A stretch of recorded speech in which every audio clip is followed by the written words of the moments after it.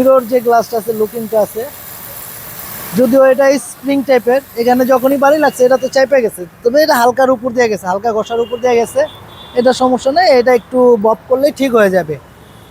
তবে আমার ব্রেক লিভারটা, এই গুটলিটা, এই সাইড ক্যাচিংটা চেঞ্জ করা লাগবে, এইটা চেঞ্জ করা লাগবে। আরেকটা আরেকটা জিনিস বিষয়, দেখতেছি, মানে এই জায়গাটায় কিছু নাই নাই লাগতেছে। ও আচ্ছা, ওই জায়গাটা কি হয়েছে, এই পাশে একটা ইন্ডিকেটর থাকে, ইন্ডিকেটরটা পড়ে গেছে, ভেঙে গেছে, ওটা ভ্যানিশ হয়ে গেছে।